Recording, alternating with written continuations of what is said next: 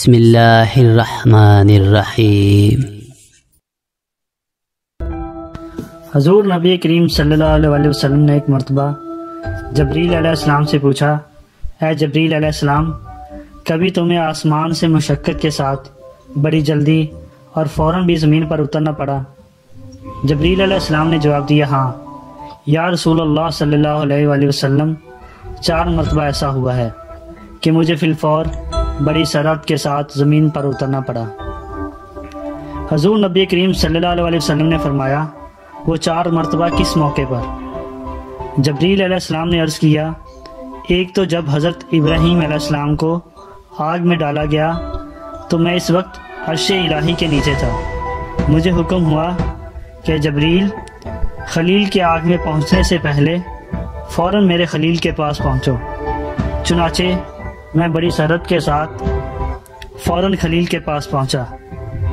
दूसरी बार जब हज़रत इस्माईल अलैहिस्सलाम की गर्दन अतर पर छुरी रख दी गई तो मुझे हुक्म हुआ कि छुरी चलने से पहले ही ज़मीन पर पहुंचूं और छुरी को उल्टा दूं।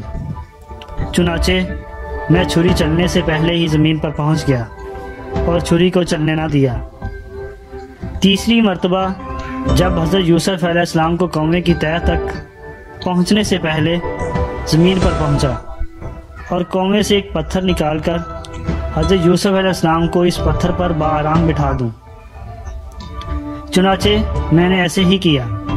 और चौथी मरतबा या रसूलुल्लाह सल्लल्लाहु अलैहि वसल्लम, जब के काफरों से हजूर सल्लल्लाहु अलैहि वसल्लम के दंदान मुबारक शहीद किया तो मुझे हुक्म इलाही हुआ कि मैं फ़ौरन ज़मीन पर पहुंचूं और हजूर सल्लल्लाहु अलैहि वसल्लम के दंदान मुबारक का खून ज़मीन पर ना गिरने दूं और ज़मीन पर गिरने से पहले ही वो खून मुबारक अपने हाथों में ले लूं। या रसूलुल्लाह, खुदा ने मुझे फरमाया था, जबरील, अगर मेरे महबूब का ये खून ज़मीन पर गिर गया तो क़यामत तक ज़मीन पर ना कोई सब्ज़ी उगेगी और ना कोई दरख्त। चुनाचे मैं बड़ी तेज़ी के साथ ज़मीन पर पहुंचा और हजूर नबी करीम सल्लल्लाहु अलैहि वसल्लम के खून मुबारक को अपने हाथों पर ले लिया।